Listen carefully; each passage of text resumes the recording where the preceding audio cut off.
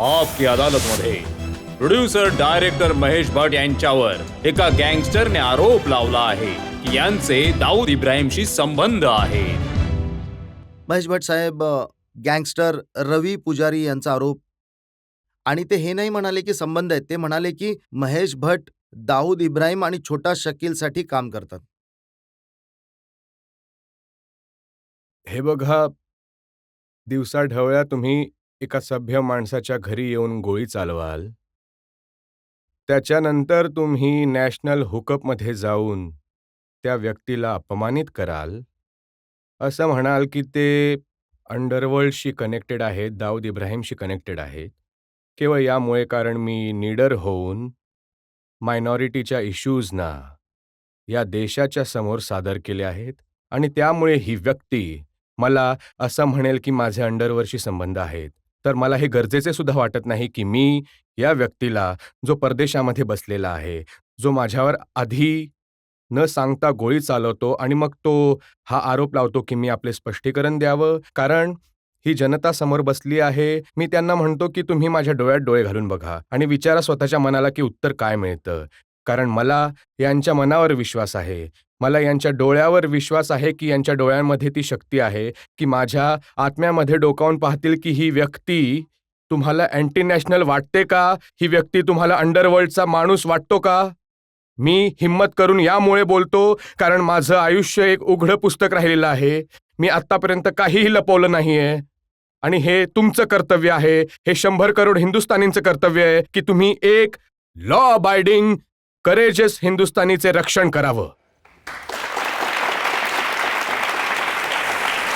पण भट साहेब, हे सत्य आहे का की जेव्हा तुमची समोरासमोर चर्चा झाली त्या व्यक्तीशी, तो तुमच्या डोळ्यात डोळे घालून तर पाहू शकत नव्हता, पण तो म्हणाला की माझ्याकडे या गोष्टीबद्दल ठोस माहिती आहे की महेश भट यांचे दाऊद इब्राहिमशी संबंध आहेत, महेश भट दाऊद इब्राहिमसाठी काम करतात.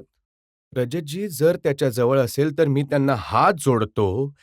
जर रवी पुजारी साहेब, जर तुम्ही हा प्रोग्राम बघत असाल तर मी तुमच्या पुढे हात जोडतो की तो पुरावा तुम्ही हिंदुस्थानच्या इंटेलिजन्स एजन्सीला द्या, हिंदुस्थानच्या की लोकांच्या समोर आणा आणि मग खरं काय तर खोटं काय ते समोर येईल. म्हणणं काय? हे उत्तर पोलिसांनी दिले पाहिजे. पोलीस जे आहे, तुमचे इंटेलिजन्स ब्युरो आहे, तुमची सीबीआय आहे, तुमची रॉ आहे, तुमचे पोलीस ऑफिसर आहेत, त्यांना माहीत नाही का? किंवा माझ्या मनाला माहिती आहे माझे संबंध काय ते अंडरवर्ल्ड बरोबर, किंवा पोलिसांना माहिती पण आहे. भट साहेब, पोलीस तर तुमच्या डिफेन्समध्ये नाही आली, तुमच्या ऑफिसवर गोळी चालवली. एक माणूस तिथे येऊन गोळी चालवून तिथून गायब झाला, धमकी देऊन निघून गेला. आणि हीच ताकद आहे गँगस्टरची की तो तुमच्या मनामध्ये ही भीती निर्माण करतो की मी कधीही कुठेही तुमच्यावर गोळी चालवू शकतो. हे बघा, भीती निर्माण करण्यामध्ये तर तो फेल झाला. गोळी मारून मारून मला संपू शकतो तो, परंतु जर जर त्याने त्याचा उद्देश हा होता की तो मला भीती घालून एक घाबरलेल्या कुत्र्याप्रमाणे कुठल्या तरी कोपऱ्यामध्ये लपवण्यासाठी प्रवृत्त करेल, तर मी त्यांना सांगतो की मी घाबरलो नाही. तुम्ही माझ्याकडून माझा जीव घेऊ शकता. जर पीडितांसाठी बोलणं, त्याचा परिणाम हाच होतो की तुम्ही मला जीव घेण्याची धमकी द्याल तर उद्या का आज गोळी मारा मला. पण भटसाहेब, पोलीस एकदा सुद्धा हे म्हणाले नाही की हो, आमच्याकडे माहिती आहे महेश भट यांचं अंडरवर्ल्डशी काही कनेक्शन नाहीये, महेश भट यांचं व्यक्तिमत्व पवित्र आहे, साफ आहे. रजतजी, मला पोलिसांकडून सुद्धा सर्टिफिकेट नकोय. मला देशातील कुठल्याही मोठ्या लीडरकडून सर्टिफिकेट नकोय. मी इथे लोकांच्या समोर भीक नाही मागणार की मला सर्टिफिकेट द्या की हे बघा, हा जो गँगस्टर आहे मला माझ्यावर आरोप लावत आहे की मी अंडरवर्ल्डशी कनेक्टेड आहे, कृपा करून मला सर्टिफिकेट द्या. माझं मन, माझी प्रत्येक नस आता सांगत आहे की मी काय आहे. जर हे बघून सुद्धा तुम्हाला दिसून येत नसेल तर हे तुमचं दुर्भाग्य आहे. मी तेच पुन्हा म्हणेन जे मी तुमच्या शोवरती म्हणालो होतो तेव्हा. तर मग मी आंधळ्यांच्या शहरांमध्ये आरसे विकायला निघालोय, हे माझं दुर्दैव आहे. भटसाहेब, जर स्पेसिफिक आरोपांबद्दल बोललो, खूप वेळ रवी पुजारींशी आम्ही बोललो होतो, ग्रिल केलं होतं. ते गँगस्टर, आम्हाला हे माहीत नाही की ते कुठे लपले आहेत, कुठून बोलतायत, परंतु ते म्हणाले की तुम्ही माजिद मेननचे साथी आहात जे डिफेंड करतात अंडरवर्ल्डच्या लोकांना अदालतमध्ये जाऊन. तुम्ही हा प्रश्न श्री राम जेठमलानींना विचारता की जेव्हा ते त्यांना डिफेंड करतात ज्यांना देशद्रोही म्हटलं जातं, ज्यांच्यावर आरोप लागतात की क्रिमिनल्स आहेत की नाही? हा प्रश्न तुम्ही यांना का विचारतात? कारण हे मायनॉरिटी कम्युनिटीला बिलॉंग करतात. आणि दुसरी गोष्ट आहे की केवळ एलिगेशनच्या आधारावर तुम्ही त्या लोकांना क्रिमिनल नाही मानू शकत ज्यांच्यावर तुम्ही आरोप लावले आहेत. आपल्या देशामध्ये एक आपण सिव्हिलाइज असल्याचा दावा केला आहे. जोपर्यंत कोर्टाच्या सगळ्या प्रोसेस संपणार नाहीत, तुम्हाला काहीही अधिकार नाही की तुम्ही त्या व्यक्तीला क्रिमिनल म्हणावं. हे बघा, युनायटेड स्टेट्स ऑफ अमेरिकेच्या लाख प्रयत्नानंतर सुद्धा आज सद्दाम हुसेनवर ट्रायल चालू आहेत. जोपर्यंत त्या ट्रायल्सच्या प्रोसेस संपणार नाहीत, तुम्ही त्याला आरोपी म्हणून पुकारू शकत नाही. हाच सिव्हिलाइज सोसायटी आणि एक क्रिमिनल सोसायटी यामधला फरक आहे. त्यांचं ऑब्जेक्शन तर हे आहे की जेव्हा माजिद मेननवर गोळी चालवली तेव्हा त्यांच्या घरी पोहोचणाऱ्यांमध्ये सगळ्यात पहिले तुम्ही होता. मग मी काय करू? आपल्या भावावरती जेव्हा हमला होईल तेव्हा मी जाणार नाही का? ते संस्कार काढून कसे फेकू? जेव्हा कुणाला तरी जेव्हा दुःखामध्ये आपण बघतो तर जाऊन त्यांचे अश्रू पुसतो. जर मी जाऊन त्यांच्या मुलांचा हात पकडतो, जर म्हणतो तुम्ही एकटे नाही आहात, जेव्हा जाऊन मी माझ्या बहिणींना सांगतो की माझं छत आहे तुमच्या डोक्यावर अजूनही, तर मी काय काही क्रिमिनल ऍक्शन केली का? आपल्या देशाची जहागीरच ही आहे की आपण एकमेकांची साथ देतो वाईट काळामध्ये. मी सुद्धा तेच केलं. हे या देशाचे संस्कार आहेत.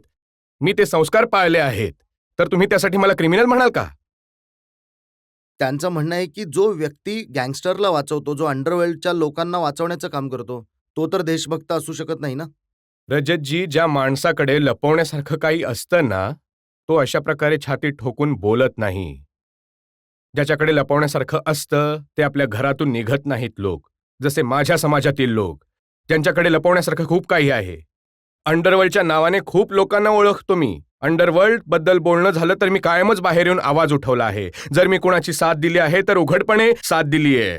माझ्याकडे लपवण्यासारखी नाही माझी ही हिंमत, माझी ही जिद्द, माझं हे निर्भीड बोलणं यामुळे आहे, कारण माझ्याकडे लपवण्यासारखं काही नाहीये.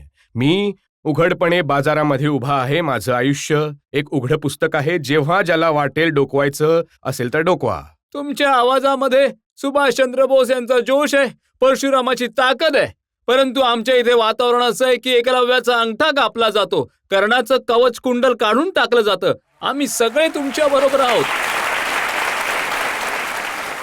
हे बघा, तुमचं हे बोलणं माझी कमाई आहे. मी हीच आशा करत होतो की आपल्या जनतेकडून की माझ्या व्यक्तिमत्वचे प्रूफ जेव्हा तुमच्या मनातून मला मिळत नाही, माझ्या अस्तित्वाला अर्थच नाही. हो, बरोबर मी बोलताय. कुठल्या तरी क्षुल्लक गँगस्टर किंवा पोलीस अधिकारी किंवा पॉलिटिशियन कडून आपलं कॅरेक्टर सर्टिफिकेट मागत नाही.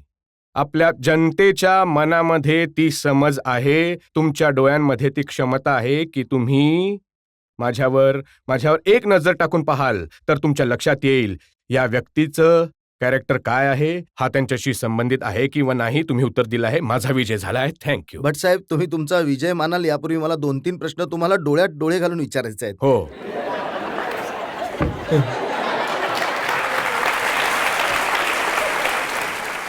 काय तुम्ही कधी आयुष्यात दाऊद इब्राहिम, छोटा शकील किंवा या कुठल्या गँगच्या मेंबर्सना भेटला आहात? कधीच नाही. काय तुम्ही कधी फोनवर बोलला आहात का दाऊद इब्राहिमशी, अनीस इब्राहिमशी, छोटा शकीलशी? नाही. अंडरवर्ल्डच्या जगातील कुठल्याही व्यक्तीशी तुमचा कधीही कॉन्टॅक्ट नव्हता का? अबू सलीमने मला फोन केला होता.